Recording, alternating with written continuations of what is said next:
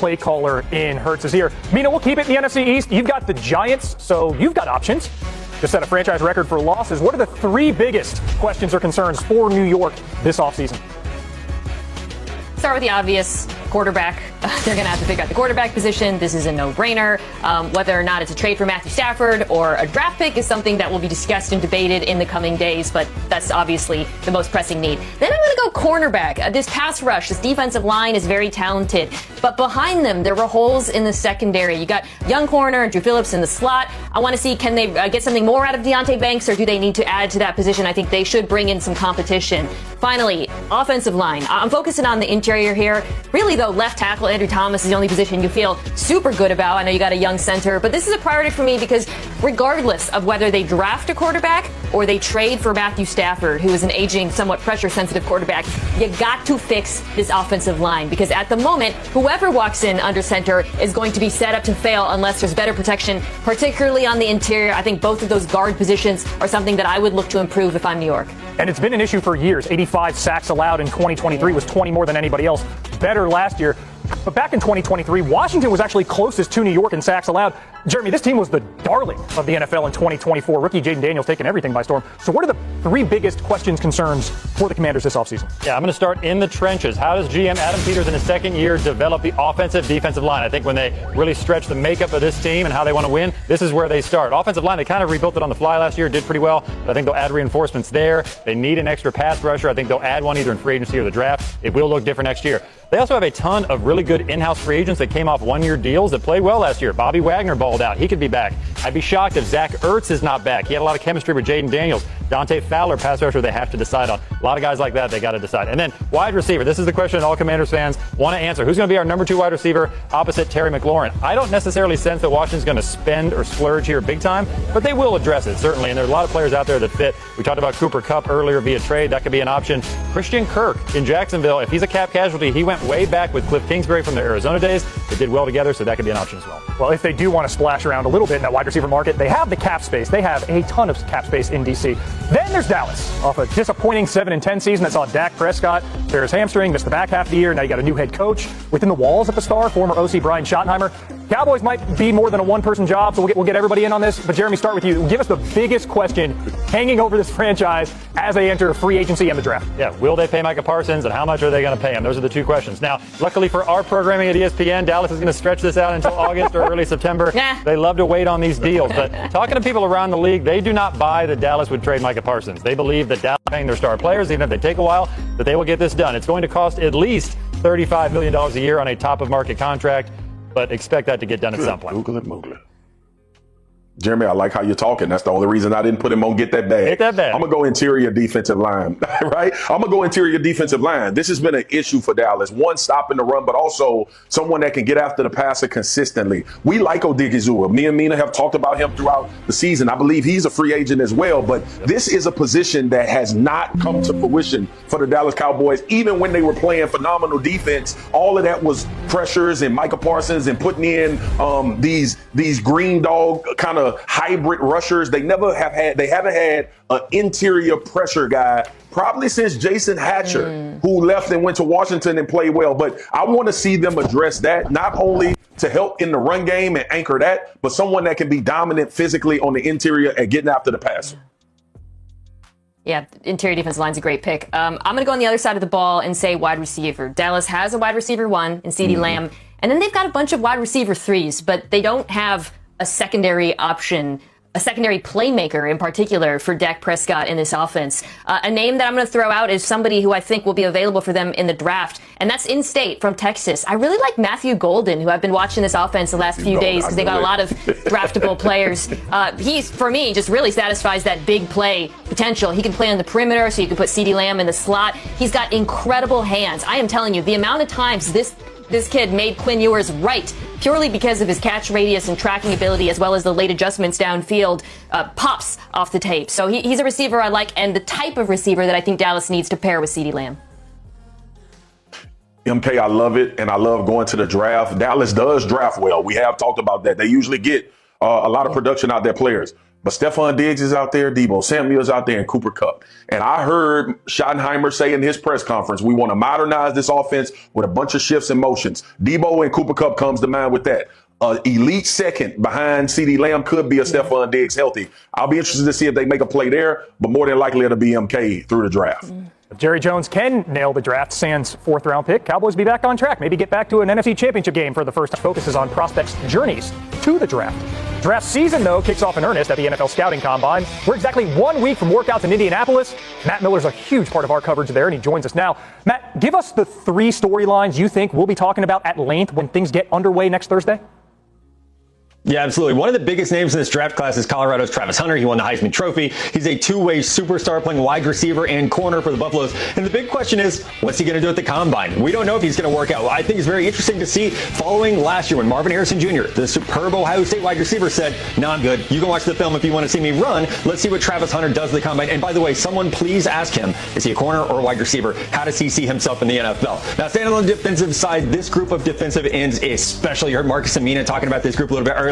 Mike Hill Williams from Georgia, Shamar Stewart from Texas A&M, Jordan Birch from Oregon. Just 3 out of a great group of defensive end prospects who are absolutely going to light up the track in the agilities when we get to Lucas Oil. Cannot wait to see these guys work out. And finally, I think the big conversation, who's QB3 in the 2025 NFL Draft? It seems as if Miami's Cam Ward has established himself as the top passer, but I've talked to 3 NFL scouts this week who think Ole Miss's Jackson Dart has a shot to leave the Combine as QB2, which would push Colorado's Shedeur Sanders to the 3rd spot in this year's draft class, which I think would shock all of us. But crazy things happen at the Combine, and a good workout by Jackson Dart could certainly start to push his rise up. I have him ranked as the 3rd quarterback in this draft, but as teams dive into the tape, as they get past things like the Senior Bowl and prep for the Combine, Jackson Dart definitely has a lot of buzz pushing him up in that direction.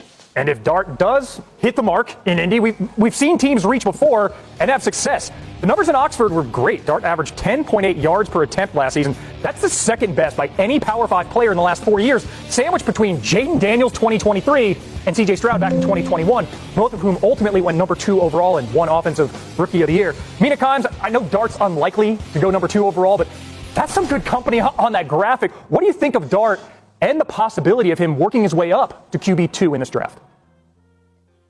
It's shocking to me. I mean, I don't doubt what Matt's saying at all, but just having watched him, I guess I'll say this. The numbers are great, but a lot of it is a product of the offense on tape. It's very heavily schemed up. He does have, I believe, a stronger arm, so I could see a team being maybe interested in the upside there. But you see also questionable decision-making, some problems under pressure, not a lot of anticipatory throws. Whereas with Shedeur, well, yes, I have some issues with the pocket management, although the offensive line was a big problem. There's just higher level quarterbacking on tape. The accuracy, the decision making, the processing is all there. So it's easier for me to envision his skill set translating to the NFL. But I guess sometimes teams do like the idea of a more speculative prospect in the upside, Matt. We've seen it before, right? I mean, even a guy like Anthony Richardson with the traits gets pushed up the draft ahead of some other guys. When I heard this, my first thought was, okay, teams are not yet convicted on Shedeur Sanders, and they're headed into the Combine kind of wanting their minds to be made up. And I remember that happening with C.J. Stroud. There was a lot of talk, where's C.J. Stroud going to be drafted? He had the great Combine workout, and he solidified himself as the number 2 quarterback in that class behind Bryce Young. So this might be a situation where Shedeur can solidify, but like Travis Hunter, I don't know how much we're actually... Hey, have you noticed something strange? Jerry Jones, the man who never shies away from a microphone, has been unusually quiet lately. This is the same Jerry who always has something to say about the Cowboys, the NFL, and pretty much everything else. But now, silence. Even more surprising, he won't be attending the NFL Combine this year. A rare move for one of the league's most outspoken owners. Jerry has always loved the spotlight, so why is he stepping away now? Could this be a real shift in the way he runs the team, or is it just a temporary thing? What do you think? Is Jerry finally changing his approach, or is there something else going on behind the scenes? Drop your thoughts in the comments. So why is Jerry Jones suddenly so quiet? There could be a few reasons behind this unexpected shift. For starters, maybe he just doesn't want to face tough questions about the Cowboys' disappointing season. Let's be honest. This team was supposed to be a contender, and once again, they fell short. Avoiding the media might be his way of dodging the heat. Then there's the legal side of things. Jerry has been dealing with some off-the-field issues that could be keeping him out of the spotlight. the last thing he wants is reporters bringing up lawsuits instead of football. Or maybe, just maybe, he's finally letting others take control. Have you noticed how Stephen Jones and offensive coordinator Brian Schottenheimer have been speaking up more? Could it be that Jerry is stepping back and giving them more say in how this team is run? It's definitely a big change compared to previous years when Jerry was the face of everything. What about you? Do you think Jerry should stay quiet and let the football guys handle things? Or do you prefer him front and center? Let me know in the comments. If Jerry Jones is really stepping back, what does that mean for the future of the Cowboys? Could we be witnessing a slow but real transition of power inside the organization? One name that keeps gaining influence is Will McClay, the Cowboys vice president of player personnel. He's been a key part of the team's draft success over the years. And with Jerry less vocal, McClay's role in roster decisions could grow even more. And let's not forget the upcoming offseason. This team has big decisions to make. Contract extensions, potential free agents, and of course the draft. If Jerry is truly backing off, does that mean we'll finally see a more aggressive, calculated approach to building this roster? For years, fans have been asking for Jerry to take a step back and let the experts handle things. Now that it might actually be happening, what do you think? If Jerry really is delegating more, who should be making the key decisions for the Cowboys? Stephen Jones, Will McClay, or someone else? Drop your vote in the comments. If Jerry Jones is truly stepping back, how will this affect the Cowboys' key decisions? One of the biggest concerns is player contracts, and there's no bigger.